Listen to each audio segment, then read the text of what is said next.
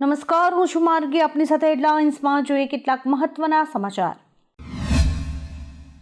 દિલ્હી સટ્ટા બજાર અનુસાર દિલ્હી વિધાનસભા ચૂંટણીમાં આપને 38 થી 40 બેઠકો, ભાજપને 30 થી 32 બેઠકો, જ્યારે કે કોંગ્રેસને એક પણ બેઠક મળવાની શક્યતા નથી. આ એક્ઝિટ પોલ મુજબ દિલ્હીમાં આપની સરકાર બની શકે છે. વાત કરીએ ચાણક્ય એક્ઝિટ પોલની, તો દિલ્હી વિધાનસભા ચૂંટણી માટે ચાણક્ય એક્ઝિટ પોલમાં ભાજપને 39 થી 44 બેઠકો, આપને 25 થી 28 બેઠકો અને કોંગ્રેસને 2 થી 3 બેઠકો મળતી જોવા મળી રહી છે. આ મુજબ આ વખતે ભાજપ દિલ્હીમાં સીધું સરકાર બનાવતું દેખાઈ રહ્યું છે, જ્યારે કે આમ આદમી પાર્ટી બીજા સ્થાને રહેશે. અમદાવાદના લોકો માટે એક કામના સમાચાર છે. આગામી 10 દિવસ માટે ઇન્કમટેક્સ અંડરપાસ બંધ રહેશે, તેથી વાહન ચાલકોને મુશ્કેલી થઈ શકે છે. ઇન્કમટેક્સ અંડરપાસનો એક તરફનો રસ્તો બંધ કરવામાં આવ્યો છે. ઇન્કમટેક્સ અંડરબ્રિજમાં સ્ટોર્મ વોટર ડ્રેનેજની લાઇનમાં આરસીસી દિવાલને નુકસાન થયું હોવાથી અંડરબ્રિજનો એક તરફનો માર્ગ બંધ કરાયો છે. ગઈકાલે વિશ્વ કેન્સર દિવસ પર નરગીઝ ફાઉન્ડેશન દ્વારા આયોજિત એક કાર્યક્રમમાં એક્ટ્રેસ હિના ખાન આવી હતી, જે હિના કેન્સર વિશે વાત કરતી વખતે ભાવુક થઈ ગઈ હતી. હિનાનો આ વાત કરતી વખતે જે ભાવુક થઈ હતી તેનો એક વિડીયો વાયરલ થયો છે, જેમાં હિના ખાને કહ્યું છે કે તમને ખ્યાલ નથી કે જ્યારે તમારો રિપોર્ટ નેગેટિવ આવે છે તે ક્ષણ કેટલી આરામદાયક હોય છે. અમને પૂછો કે રિપોર્ટ પોઝિટિવ આવવો કેટલો મુશ્કેલ છે. તેથી જ કેન્સર પ્રત્યે જાગૃત રહેવું એ મહત્વપૂર્ણ છે. અમેરિકાથી ડિપોર્ટ થયેલા 104 ભારતીયો આજે ભારત પરત ફર્યા છે, જેમાં 13 બાળકોનો પણ સમાવેશ થાય છે. 104 ભારતીયોમાં 33 ગુજરાતના, 33 હરિયાણાના, 30 પંજાબના, 3 મહારાષ્ટ્રના, 2 ઉત્તર પ્રદેશના અને 2 ચંડીગઢના લોકો છે. 33 ગુજરાતીઓ આવતીકાલ સુધીમાં અમદાવાદ આવી શકે છે. 33 ગુજરાતીઓમાં સૌથી વધુ પટેલ અને ઉત્તર ગુજરાતના લોકો છે. ઉત્તર ગુજરાતના 28, મધ્ય ગુજરાતના 4 અને દક્ષિણ ગુજરાતના 1 વ્યક્તિ આમાં શામેલ છે.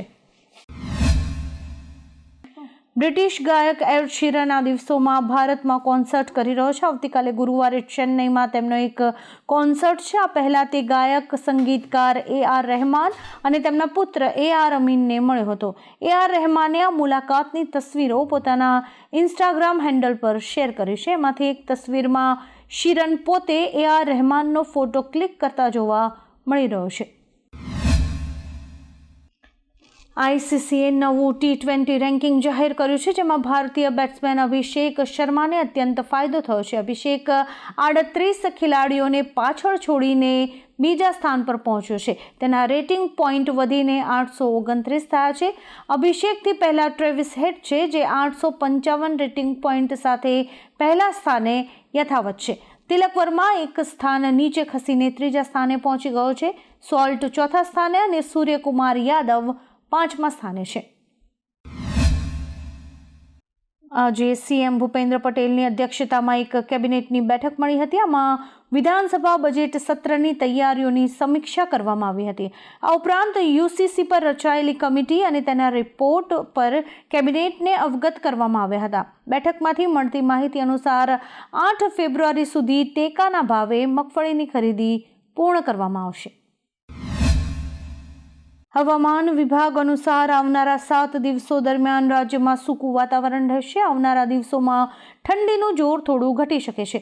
લઘુત્તમ તાપમાનમાં 2 થી 3 ડિગ્રીનો વધારો થશે. બીજી તરફ રાજ્યમાં સૌથી ઓછું 9.8 ડિગ્રી તાપમાન નલિયામાં નોંધાયું છે. આ સાથે જ રાજ્યના હવામાનમાં પલટાની સંભાવના પણ વ્યક્ત કરાઈ છે.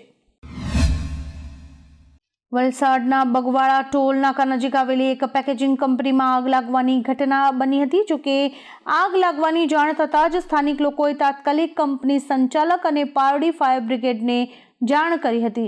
6 ફાયર બ્રિગેડની ટીમ દ્વારા આગને કાબૂમાં કરી લેવામાં આવી હતી. કંપનીમાં મોટા પ્રમાણમાં પૂંઠા અને પેપર મટીરિયલ હોવાને કારણે આગે વિકરાળ સ્વરૂપ ધારણ કર્યું હતું. પશ્ચિમ રેલવે એક મોટી જાહેરાત કરી છે. તે મહાકુંભ મેળા 2025 દરમિયાન યાત્રીઓની માંગ અને સુવિધાને ધ્યાનમાં રાખીને ગુજરાતથી વધુ 3 ટ્રેન દોડાવશે, જેમાં અમદાવાદ જંઘઈ, સાબરમતી બનારસ અને વિશ્વામિત્રી બલિયાની ટ્રેનનો સમાવેશ થાય છે. આ મહાકુંભ મેળા સ્પેશિયલ ટ્રેન્સ વિશેષ ભાડા પર ચલાવવાનો નિર્ણય લેવામાં આવ્યો છે. આ સ્પેશિયલ ટ્રેન્સની વિગતો જાહેર કરવામાં આવી રહી છે. રાજ્યમાં સ્થાનિક સ્વરાજ્યની ચૂંટણીને લઈને હવે કોંગ્રેસ મેદાનમાં આવી છે. શક્તિસિંહ ગોહિલ, ભરત સોલંકી, જિગ્નેશ મેવાણી સહિતના 20 નેતાઓ પ્રચારની કમાન સંભાળશે. ગુજરાતમાં 16મી ફેબ્રુઆરીએ પાલિકા પંચાયતની ચૂંટણીઓ યોજાવા જઈ રહી છે. તમામ પાલિકાઓમાં ઉમેદવારોનું ચિત્ર સ્પષ્ટ થયા બાદ પક્ષોએ હવે ચૂંટણી પ્રચાર તેજ કર્યો છે. ગુજરાત કોંગ્રેસે તેના 20 સ્ટાર પ્રચારકોની યાદી જાહેર કરી છે, જેમાં શક્તિસિંહ ગોહિલ, ભરત સોલંકી, જિગ્નેશ મેવાણીનો સમાવેશ થાય છે. ભારત સરકારે AI એપ્સના ઉપયોગ અંગે એક એડવાઇઝરી જાહેર કરી છે. નાણાં મંત્રાલય દ્વારા જારી કરાયેલા આદેશમાં કહેવામાં આવ્યું છે કે ઘણા સરકારી કર્મચારીઓ ઓફિસના કોમ્પ્યુટર અને લેપટોપ પર AI એપ્સ અને ચેટ GPT, ડીપસીક જેવી વેબસાઇટનો ઉપયોગ કરી રહ્યા છે, જે ખતરનાક સાબિત થઈ શકે છે. આ એપ્સ ગુપ્ત દસ્તાવેજો અને ડેટા માટે ખતરો સાબિત થઈ શકે છે, જેથી તેનો ઉપયોગ ન કરવાની સલાહ અપાઈ છે. અભિનેત્રી તબ્બુ પ્રિયદર્શનની ફિલ્મ હેરાફેરી 3માં જોવા મળી શકે છે. તેણે ઇન્સ્ટાગ્રામ પર એક ફોટો શેર કર્યો છે, જેમાં અક્ષય કુમાર અને પ્રિયદર્શન જોવા મળી રહ્યા છે. તેણે તેના કેપ્શનમાં લખ્યું છે કે ઓફકોર્સ, મારા વગર તો કાસ્ટ પૂરી ના જ થઈ શકે. તેણે અક્ષય અને પ્રિયદર્શનને પણ ટેગ કર્યા છે. ઉલ્લેખનીય છે કે તબ્બુ વર્ષ 2000માં રિલીઝ થયેલી પ્રથમ હેરાફેરી ફિલ્મમાં જોવા મળી હતી.